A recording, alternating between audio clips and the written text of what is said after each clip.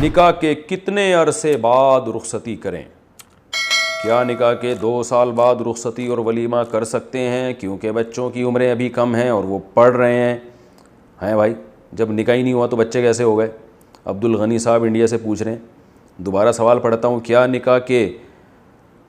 2 سال بعد رخصتی اور ولیمہ کر سکتے ہیں کیونکہ بچوں کی عمریں ابھی کم ہیں اور وہ پڑھ رہے ہیں؟ عبد الغنی انڈیا، میرا خیال ہے ان کا مطلب یہ ہے کہ والدین پوچھ رہے ہیں کہ ہمارے بچے ابھی پڑھ رہے ہیں تو ہم اپنے دوسرے بچے کے نکاح میں تاخیر کر سکتے ہیں،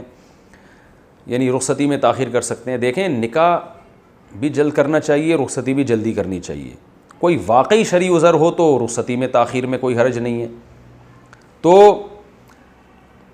یہ جو مسئلہ ہے نا کہ بچے پڑھ رہے ہیں تو بچوں کے پڑھنے، تو نکاح میں یاد رکھیں پڑھائی میں رکاوٹ نہیں ہے، نکاح کر دیں بچہ پڑھتا رہے گا، بلکہ اور اچھی طریقے سے پڑھے گا، انسان کا بچہ بن کے پڑھے گا وہ، ورنہ وہ یونیورسٹی میں کالج میں آنکھ مٹکے کرتا رہے گا، لڑکیوں سے دوستیاں لگاتا رہے گا، اس میں خواہشات پیدا ہوتی ہیں، جو انسان کی نیچر ہے، آپ نیچر سے تو نہیں لڑ سکتے نا، تو آنکھ مٹکے کرے گا اور الٹی سیدھی حرکتیں کرے گا، پڑھائی میں دلچسپی نہیں لے گا۔ نکاح ہو گیا تو انشاءاللہ اس کی ایک جائز خواہش پوری ہو جائے گی، اس کے جذبات کو تسکین مل جائے گی۔ 24 گھنٹے کوئی بیوی کی خدمت میں تھوڑی لگا رہتا ہے، لوگوں نے پتہ نہیں کیا بنا لیا ہے۔ میں نے تو بہت سے لوگ دیکھے ہیں جو نکاح کے بعد جنہوں نے پڑھنا شروع کیا ہے،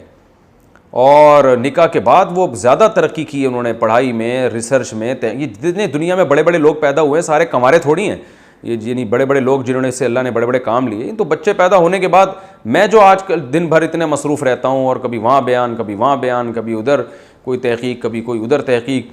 تو اور اتنے سارے اسفار، تو میں بھی الحمدللہ سب کو پتہ ہے شادی شدہ ہوں، میری اولاد ہے، تو یہ ہم نے اپنے دماغوں پہ خام خواہ میں مسلط کر لی ایک چیز کہ نکاح ہو جائے گا تو کسی کام کے نہیں رہیں گے۔ ایسا نہیں ہے، کام کا آدمی بنتا ہی نکاح کے بعد ہے، نکاح نہیں ہوتا تو کسی کام کا نہیں ہوتا سوائے ایک کام کے، اور وہ ہے بس ہر وقت دماغ میں الٹے الٹے خیالات۔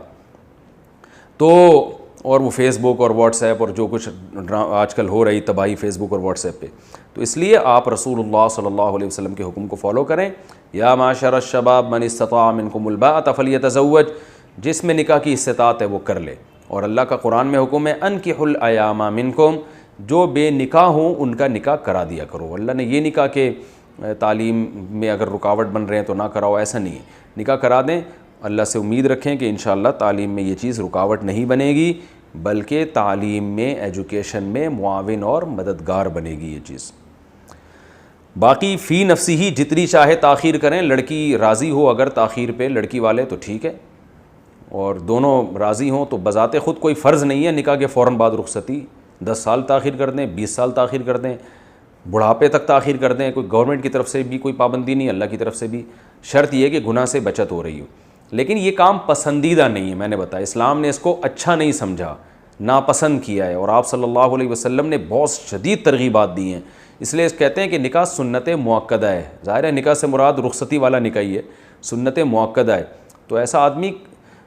قابل ملامت ہے جو نکاح نہ کرے یا نکاح کر کے اس میں بلا وجہ تاخیر کر رہا ہو۔ تو سنت مؤکدہ یہی ہوتی ہے کہ جس کو آپ چھوڑ دیں تو قابل ملامت ہوں، یعنی ملامت کا مطلب لوگ چلتے پھرتے اس کو بولیں گے بھائی کیا ہو گیا، تو شادی کیوں نہیں کر رہا، بھائی تیرا دماغ صحیح ہے، تو مسلمان ہے کیا کافر ہے، غیر مسلم ہے، کیا ہے بھائی، یہ تو گورے کرتے ہیں 40 سال کی عمر میں، تم کیا ہو گیا، تم تو مسلمان ہو۔ اس کو بھی تانے ملنے چاہیے، اس کے ابا اماں کو بھی ملنے چاہیے۔ سنت مؤکدہ کہتے ہی اس کو ہیں کہ اگر اس کو چھوڑ دیا جائے تو قابل ملامت ہو انسان، تو حرام کبیرہ گناہ نہیں ہوگا لیکن قابل ملامت ہوگا، تو ملامت لوگوں کو چاہیے کہ کیا کریں، کیا ہو گیا ایسے ابھی تک کیوں گھوم رہے ہو، تو یہ ہے جی۔